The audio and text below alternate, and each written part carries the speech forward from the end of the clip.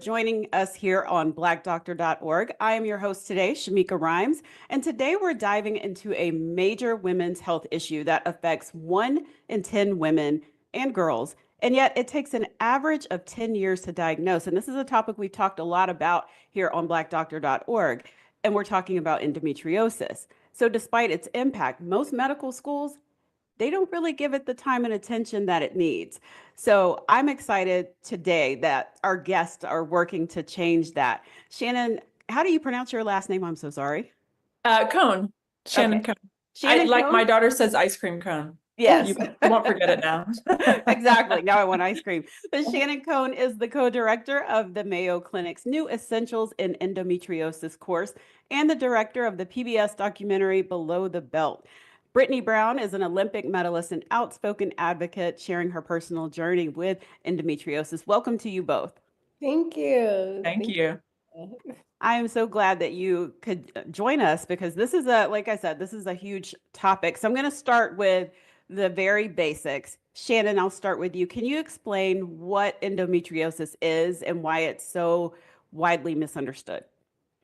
Sure. And it's an honor to be here. So thank you. Oh, thank you. Endometriosis, the clinical definition is a tissue that is similar to the lining of the uterus found in other parts of the body. Most people associate it with being found in the pelvis, for example. But a lot of people don't know that it's actually a full body systemic condition that has been found in every organ in the body. We're talking about spleen, liver, lungs, brain, eyes. I mean, can you imagine? I have read cases of women who have their period and they're bleeding from their eyes. And that does sound like a horror movie for everyone involved, not to the least to the woman, right? Right. And obviously incredibly confusing when you have symptoms like that. And as you said, you know, it affects about 200 million people on the planet, at least. Those are the people that we know about. So many people go undiagnosed. Mhm. And despite this prevalence, it takes on average 6 to 10 years to be diagnosed, an average of seeing 8 doctors before people even hear the word endometriosis. And that's all pretty insane, but par for the course with endometriosis and so many other conditions that predominantly affect women. Absolutely. Why do you think it takes years to receive a proper diagnosis? You know, it's not just one thing. I think it's just I say endometriosis is a perfect awful storm of so many things. Of course, like, you know, menstrual taboo and stigma. And like, for example, if girls start having, you know, symptoms when they're teenagers or even before they're teenagers, Mhm. they feel ashamed or embarrassed to talk about it. So they keep it, you know, to themselves. Mhm. And then let's say they do say something. Who are they going to say something? Probably a female family member. And if they're like me, you know, I told my grandmother, and she obviously loved me very much. She cared about me and wanted me to be okay. And she told me, oh, you know what? You know, women in our family have always just had bad periods. I think it's just like your unlucky lot of being a woman in this family. And I remember thinking like, oh my gosh, this is what it's like to be a woman in this family. I don't want this family. This is terrible. But you know, really just being really confused by that. And Mhm. then the next step is usually you see a nurse or doctor or pediatrician and communicate symptoms. And the fact is that most of those providers who aren't specialists, you know, in endometriosis or Mhm. gynecology, barely got a blip about endometriosis in medical school. And Mhm. typically it's like less than an hour and all of medical school. And it's usually like in a bullet point list of other conditions that affect, you know, fertility, for example, like in a list with fibroids and PCOS and all of those things that maybe compromise fertility, but they, you know, don't, for whatever reason, were considered not warranting of time and attention. And this Mhm. is despite the fact that it's the same prevalence in women as diabetes. So of course everybody knows about diabetes, and it's spent, you know, quite a bit more time in medical school is spent on diabetes. So that's, another hurdle is doctors just don't have the education, but just because it just hasn't been a priority. So a lot of times they just don't recognize the symptoms.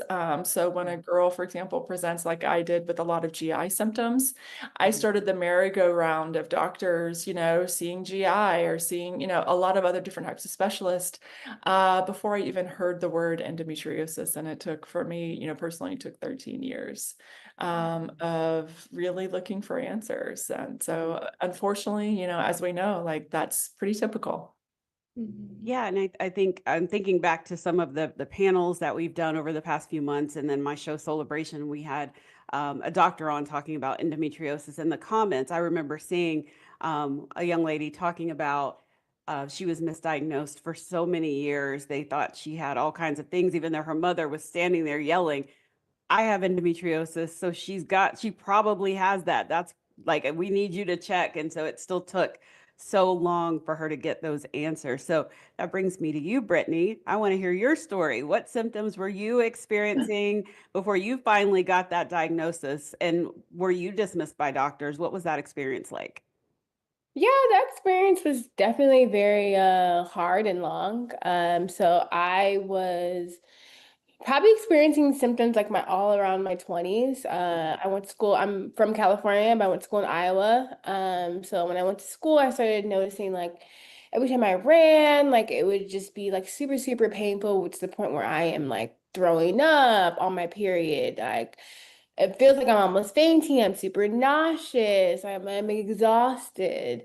So one of my first signs that as an athlete, we get a lot of blood work done. So I started doing blood work, noticed my iron was low. And I was like, okay, cool. I would get like iron infusion, stuff like that. And we would just have to constantly get them, like, with anemia or, low iron, it's you kind of have to find the root cause, but like it wasn't, we weren't trying to do that. It was just, okay, let's just make sure she has enough energy to get around the track. That was the main goal. Making sure I had enough energy, enough gumption to get around the track. Until finally I left Iowa and then I graduated, I left Iowa. I seen some doctors in Iowa. A lot of them suggest birth control to treat it, which is obviously not a way to treat it. Um, and then I came to Texas. I met another doctor. So I've obviously at this point I've seen many doctors. Um, I saw a doctor in Texas who told me I should get a hysterectomy at the ripe age of 20, I want to say 28, I say 28, 27. And then he suggested pregnancy, which was like also like very confusing because in one hand you're telling me it's affecting my fertility at this point, but then you're telling me to get pregnant. So it was very confusing of like, Yeah. what do you want me to do? But also like with my profession and what I do, like I use my body to do my job. So it was very like, you just want me to get pregnant right now? Like, what do you want from me? Like I'm running around the track. So it was very confusing. By the time I met with, I want to say in 2023 at the beginning of my season, I finally met with a doctor, a specialist. A lot of my, I always talk about, well, I haven't talked about it yet, but like access to care is very not good for a lot of people. And for me, like my sub stack of like insurance is under the USOPC, so United States Olympic and Paralympic Committee. So a lot of their providers are really great. It's really awesome. But that was the first doctor, a fertility specialist, the first doctor who looked me in the eye and told me like, you have endo, like this is what the scan is showing. Not a lot of scans can see endo, but there are certain scans that you can see endo, and particularly ovaries. You can map it out with special specialists. And that was in 2023. And then she officially told me that I had endo. And then my whole life has changed since then. But it was a crazy experience of finally getting diagnosed and then obviously getting a surgery and all that stuff. But yeah, it's been a wild ride of a diagnosis. Most of my 20s, I was experiencing symptoms and pain in regards to endometriosis. So yeah. Well, thank you for sharing. And I've been there with the iron infusion, so I know all about that and them having to get to the root cause. Yes, yes, I yes. get it. Shannon, for you, what was it like when you found out you had endometriosis, when you finally got the answer that this is what is causing all of this? What was that like? I mean, honestly, it was a relief that, I finally had a name to the symptoms. I think that a Mhm, lot of people discount the importance of just having a name. mhm, And not feeling like everything is just out of your control and you're just throwing things like different remedies at it or medications at it. And maybe it'll work, maybe it doesn't, maybe it works for a little while and then it stops mhm, working. It really, it's difficult emotionally, when you have, you're dealing with a health condition and you don't know what it is, but mhm. something is wrong. Yeah. So having a name to the symptoms was, yeah, it was a relief because then I was like, okay, I know what it is. Yes, it seems like treatment is very complex and not straightforward, but at least I know what I'm dealing with. Let me like close that page, turn Yeah. that page and let's go to the next page. Mhm. Um, but it's kind of crazy. I was actually diagnosed in kind of a fluke where I was in film school at NYU actually, and I was living downtown and I Googled like OBGYN near me because I knew I needed to go to an OBGYN. Something was Yeah. just wrong and it had been for so long. And I just literally picked the OBGYN that was closest to my apartment that Mhm. took my insurance. That's where I went. Oh, And wow. I walk in and I'm giving my, laundry list of symptoms that I've had for 13 years. And something kind of incredible happened is this doctor looked at me and she said, I am almost positive you have something called endometriosis, and Wow. I think we need to do surgery right away. And I remember just being floored and thinking like, wait, what word did she just say?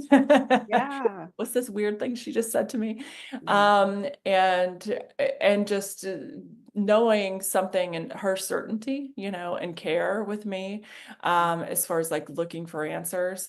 And by luck, by providence, by, fortune, I had walked into one of the world's leading endometriosis experts. Like now she only works on endometriosis patients. She's based in Los Angeles.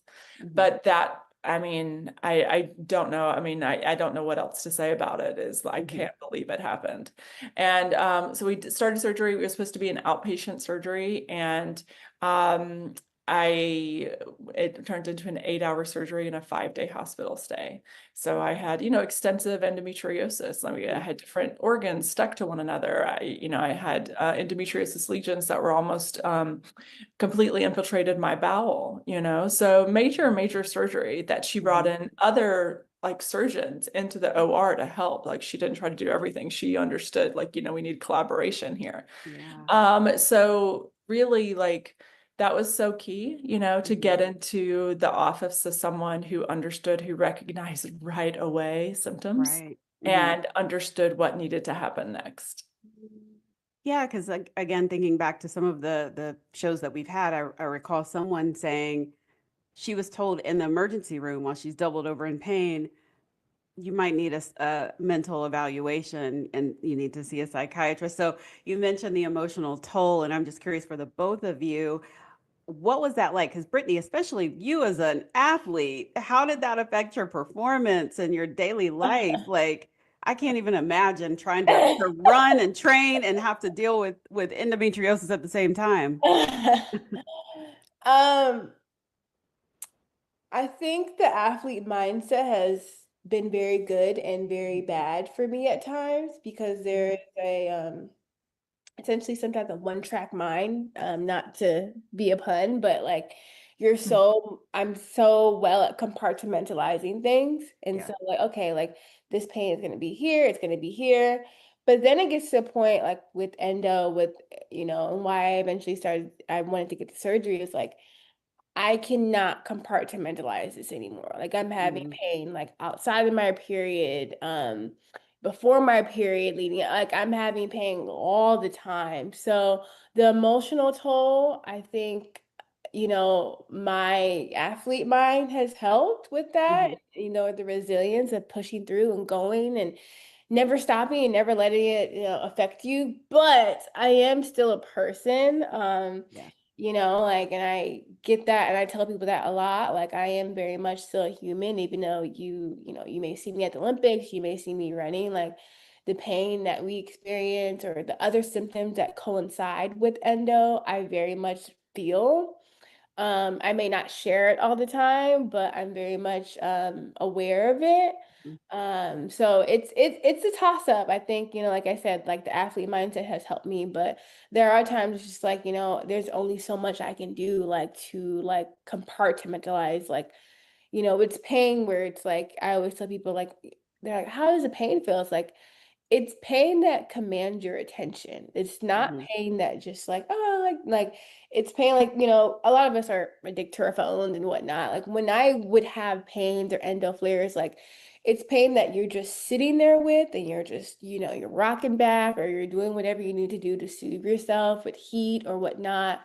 And it's also the other symptoms of nausea and like constipation that also, you know, takes a toll on your body. So yeah, it was definitely a challenge and it definitely is a challenge to live like a life like this and to live in a body like this that, you know, at times can be very hard and confusing.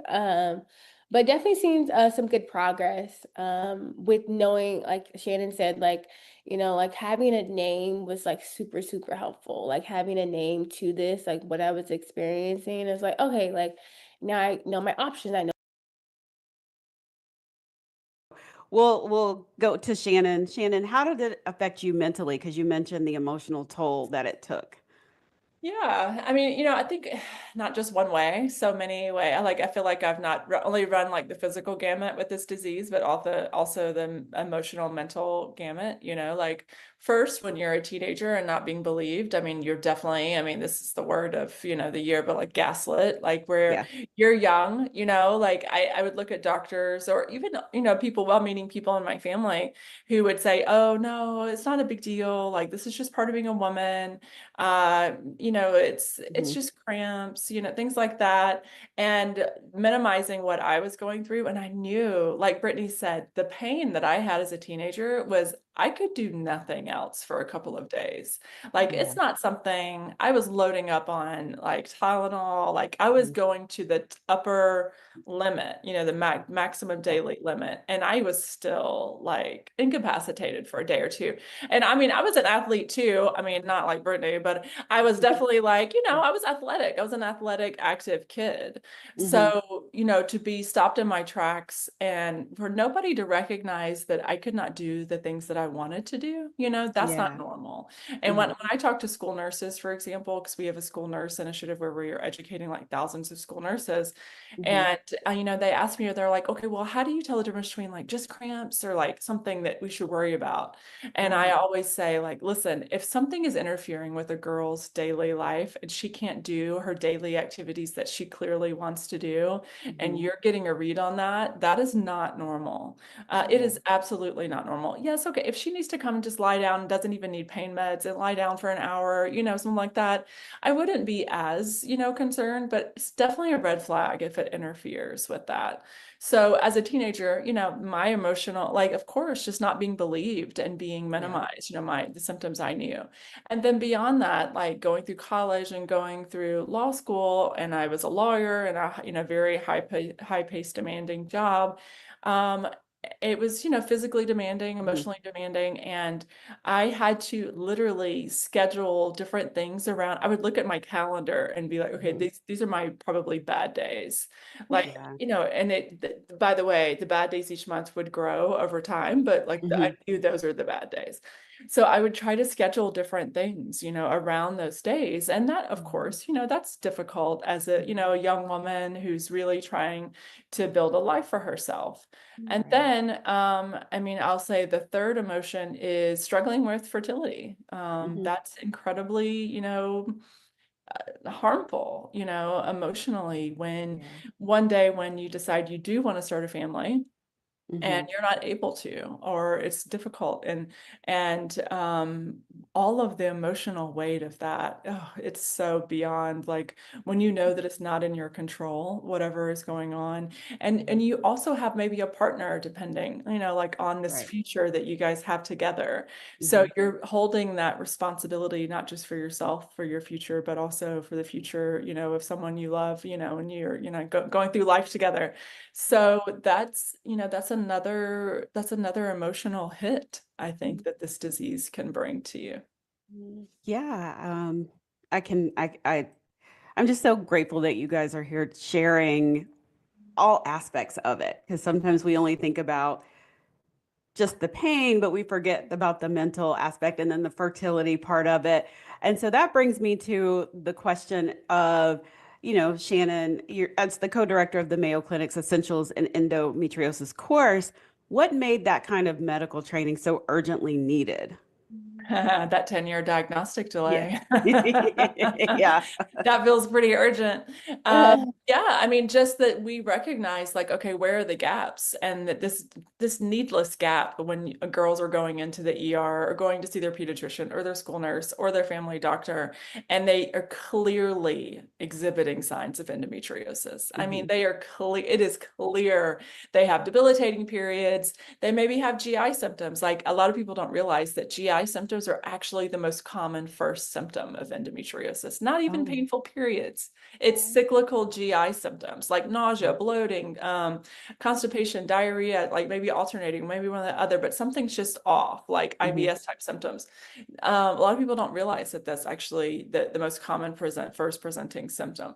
So you just making sure that those frontline providers know, we're Mhm. making an end run around medical schools that maybe didn't emphasize it, or professional training that hasn't until this point kind of emphasized it, so that we can just say, like, hey, pay attention here, Mhm. and just know when somebody comes in with the certain symptoms, think about endo. That's why we've called the accompanying program Think Endo. We're just Mhm. trying to get them to think endometriosis when they're thinking about what could be going on with the girl when they present with those symptoms. Okay. So is that how, like, if there's any providers that are watching and they're thinking, oh, yes, I want that additional training, is there a website or somewhere they can go to find out more about it? Yes, thinkendo.org. That is the main hub, the website. They can have free access to the PBS film Below the Belt. They can have access to a lot of reference tools, for example, symptom checklists that can be downloaded and printed out. Mhm. For example, what else? Like top 10 things you need to know about endo. A lot of really great quick reference tools. We know everybody's busy. Mhm. And then a lot of really great vetted professional resources, like there's a physical therapist talking about for PTs, all types of, PTs to recognize endometriosis and what to do, from patients, from internists. Like, really, you can kind of go into that area and pick your specialty, for example, and hear from really great Mayo providers and other types of providers, board certified patient advocates, to delve deeper if you'd like. But yes, a key part of that also is the CME that we've developed with Mayo Clinic, so Mhm. that you can actually get your continuing education credit for reviewing the materials, watching the film, and learning about a condition that you absolutely, no matter whatever provider is watching this, they Mhm. will come into contact with endometriosis. So Right. we really talk to so many providers of different specialties to say, like, what do you need? Like, what do you Mhm. need? What would help you take care of your patients better? And that's Yeah. what we put in this toolkit. We were very practical, because at the end of the day, we're just trying to get these people diagnosed, and we're just Mhm. trying, and we know that doctors want to diagnose and treat their patients and refer when needed. So we're trying to give them just the tools they need to do that. And that's what thinkendo.org can give. Okay, thank you. And Brittany, I think the important part, and both of you actually, the important part that we've talked about even before on blackdoctor.org is the storytelling part, to so that that brings a face to, whatever illness, disease. So this is great for endometriosis because they can see it affects everybody. Like, it's not just Black women, it's not just white women, it's everybody, like all women have, they can be affected by this. Brittany, what made you want to speak out publicly about this? Wow, it's so funny you asked that because I remember I was so hesitant at first. I think Mhm.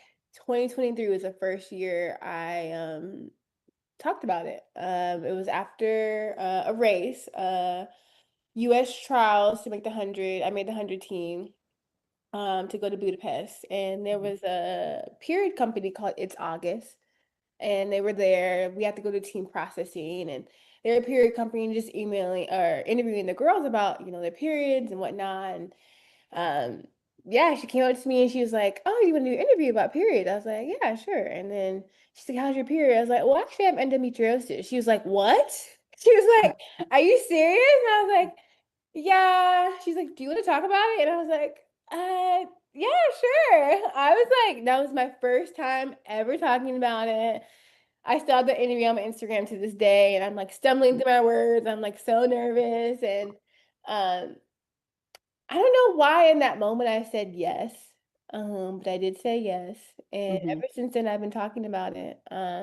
I talked about it at the Olympics. I said that in one of my closing interviews at the Olympics. I talked about endo. Um, I actually am. I've been talking about my journey. I'm a couple months post-op from the actual laparoscopic surgery. Mhm. I've been talking about that, my experience with that. I think there are two reasons why I feel like I want to talk about it. I think for me, I grew up in a lot of community. I grew up in a typical Black Baptist church, and Mhm. community was very, very important. And for a long time with endo, it feels very isolating.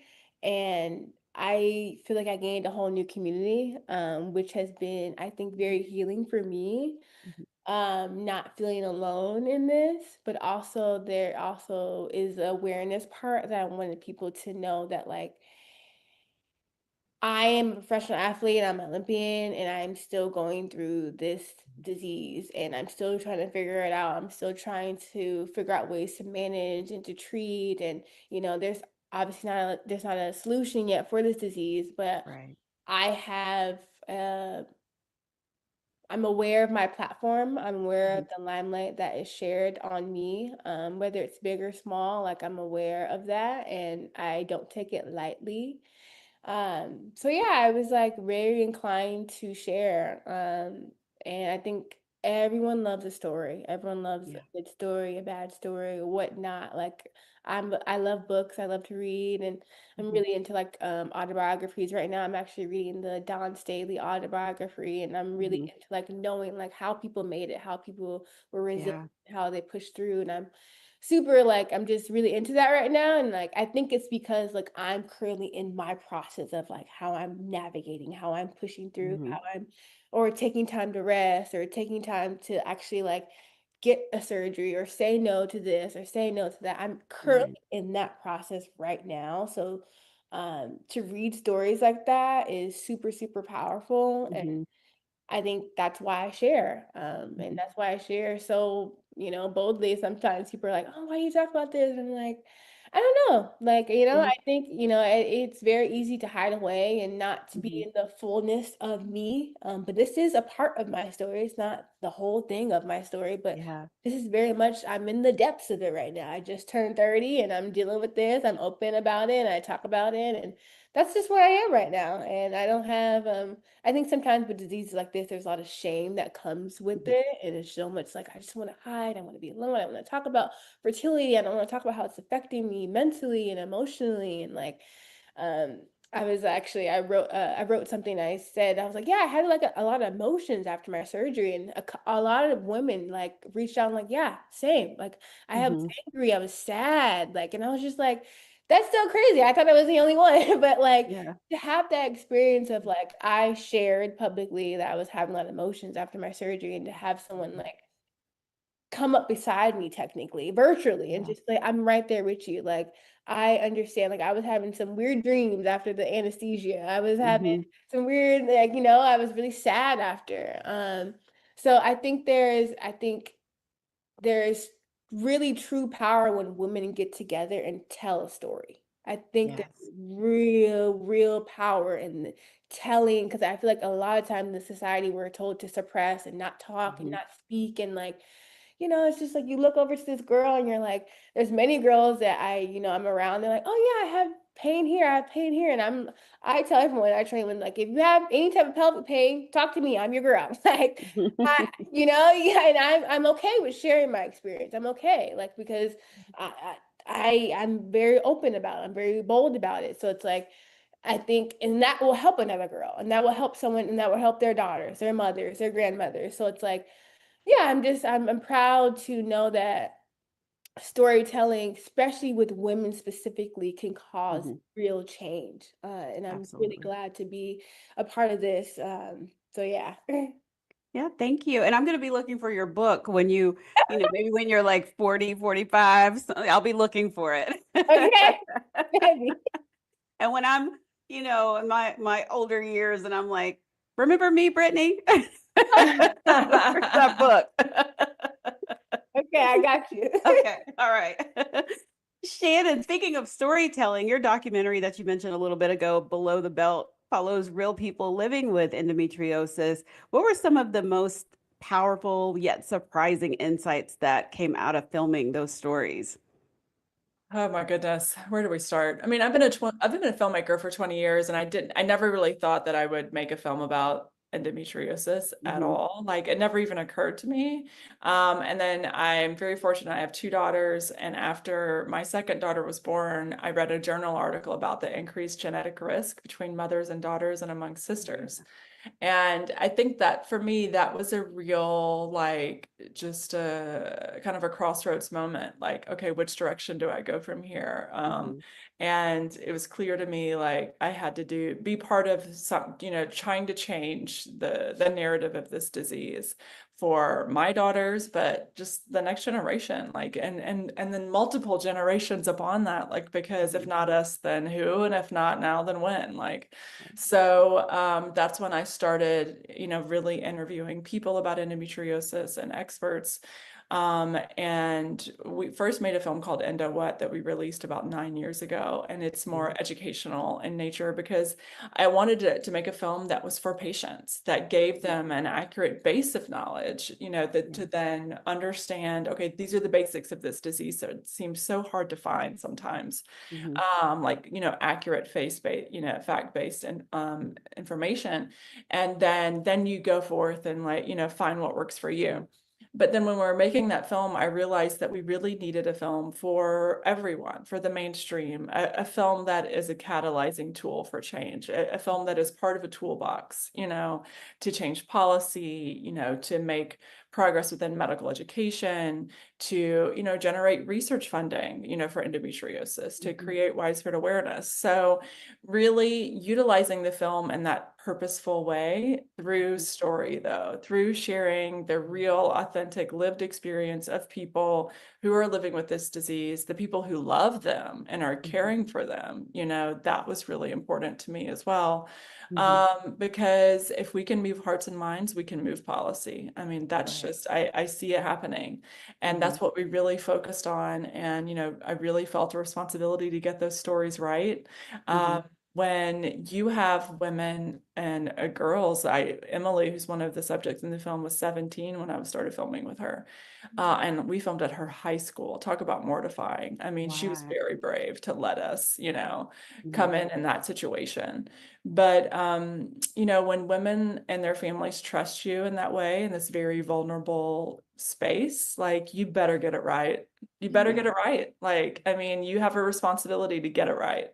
And so I really felt that, and just wanted, yes, can't cover everything, but I wanted to get, that authentic truth, the truth of their stories right. Hmm. And give them a platform of what, on which to share that story. So that's what Below the Belt, is meant to do, Hmm. within the story, within the film. But it's also meant, for people to listen to it, people in power. Like, this film is screened at over 35 medical schools. I co-taught a class at Harvard Medical School last year to first year students utilizing the film with a medical doctor at Harvard. And it's a bioethics class, and we created this curriculum that other medical schools can then take on. Hmm. We have this, Think Endo with Mayo Clinic, to reach providers. We screened for all 27 institutes across the NIH for over 20,000 employees of the NIH to generate and to encourage researchers from different disciplines to look at endometriosis, to consider bringing their expertise to endometriosis and women's health conditions. Oh my goodness, we had a bipartisan screening of the film for members of Congress at the Capitol, co-hosted by Elizabeth Warren and Mitt Romney. Like, I mean, there's not a lot of bipartisan work going on in DC these days, and especially not around women's health.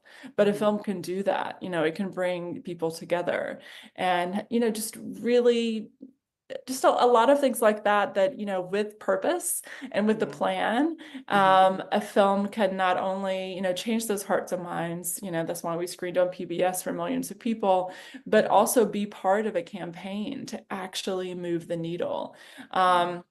I've spoken on a few panels recently where I've been asked to speak about the role of storytelling, in creating change in healthcare.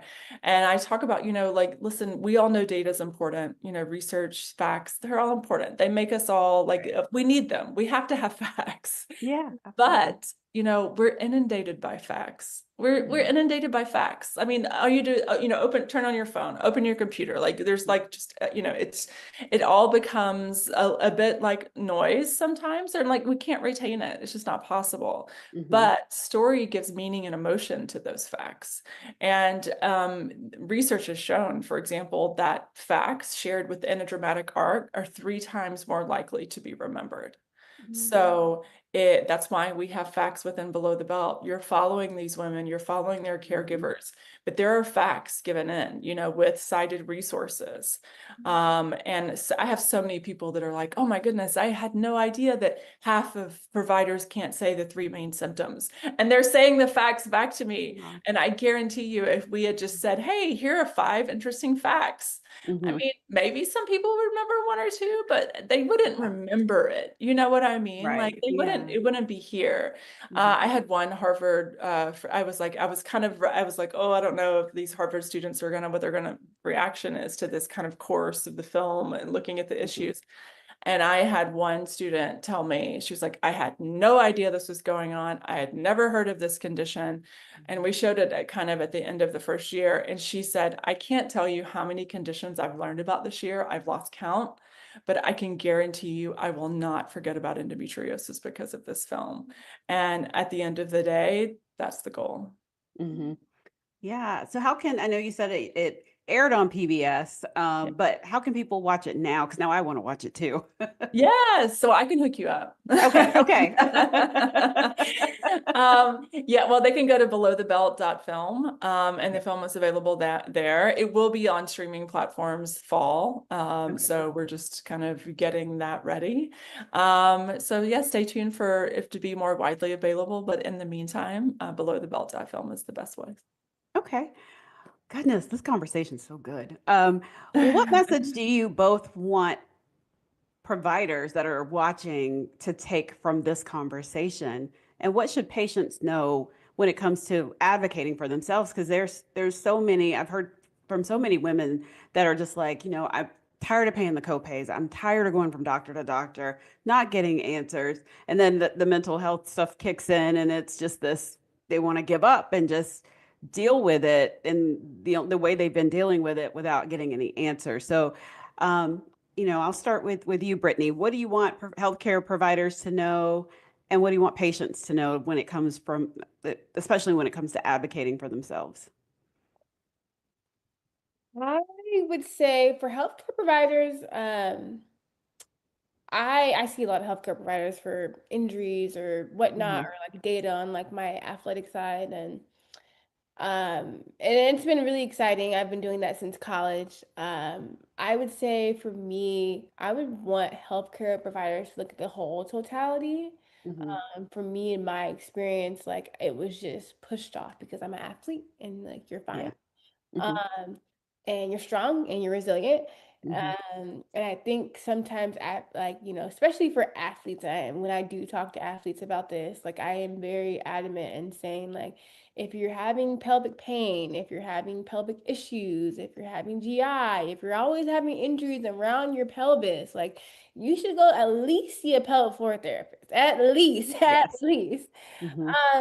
So I would definitely want healthcare providers to know that, like, don't just treat you need to treat the whole totality, like, not Hmm. all the symptoms that I'm bringing up, how many, all the years I've been saying I've had these symptoms.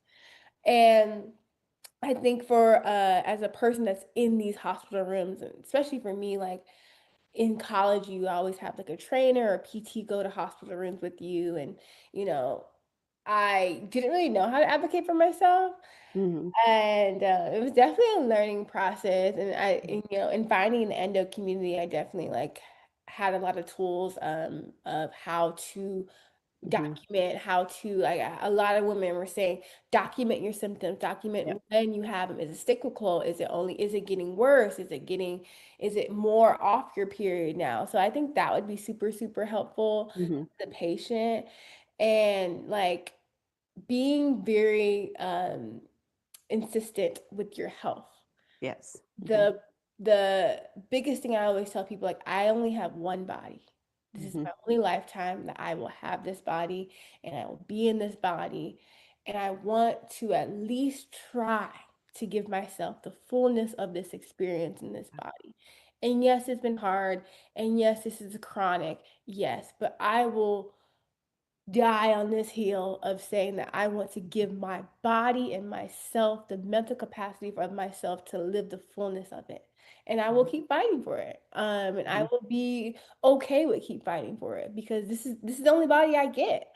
Um, Yeah. so knowing the gravity of that, knowing that like this is my, and then having the, I think sometimes when you have these issues, like you feel like you give up agency over Hmm. yourself. It's just like, no, Hmm. I have control to make these decisions. If this doctor is saying he's not going to treat me, if he's being mean or he is being dismissive or downplaying my symptoms, I actually have the power to go see someone else.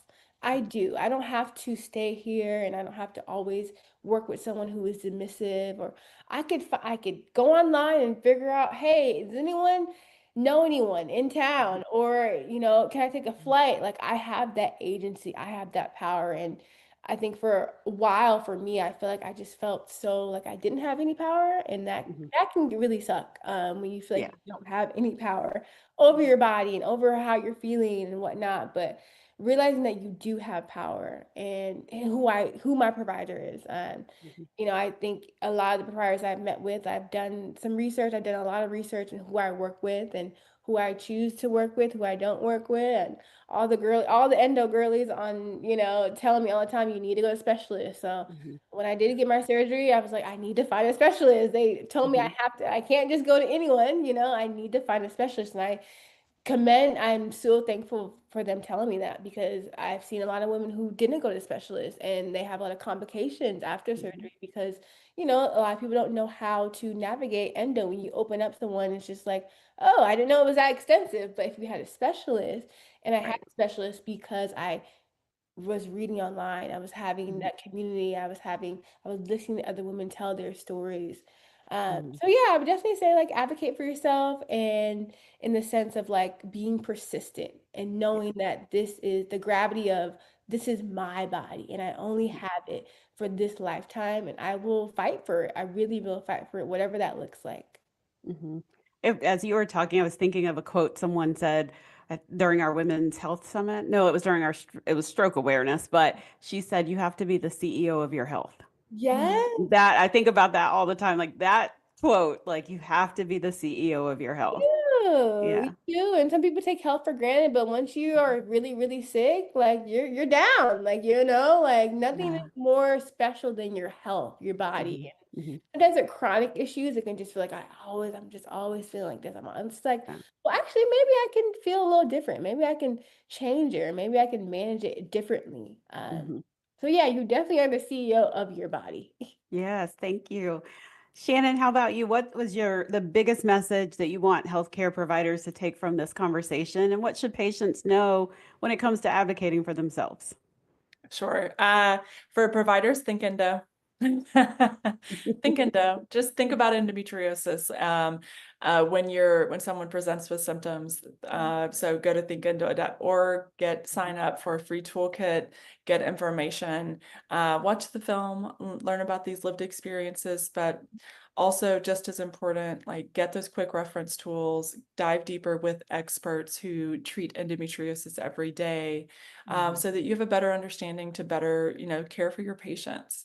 For patients, I would say you are not alone. Like, oh, it's just so hard when you're navigating this disease with all of the unknowns, where you feel like your body, or your life becomes like out of your control, because it feels like you don't know from one day to the next how you're going to feel, and it feels sometimes there's no rhyme or reason to it. So just understand you're not alone. You're not the only person going through this. There are a lot of people going through this online and have already walked the path you have and will be there to give you advice. There are two great resources that I was just thinking about, like that I think that I really feel good about recommending to women. First is the Endo Coalition, the EndoCo online. And I think they have virtual meetups too, by the way. So if you want to kind of go in softly and like be part of a virtual support group. And then Endo Black is also really a great resource for women. They have a lot of fact-based resources, advocacy toolkits. And Lauren, who's the CEO of there, is doing like a really great job of putting resources together for women. So think Endo, the EndoCo, Endo Black for patients, and just to remember that you're not alone, and lean on those who are going through it and have gone through and walked that path for you, because they have really good advice to share and you can learn from it. Yeah. I know I learned a lot from both of you during this conversation. I want to thank you both for joining me here on blackdoctor.org.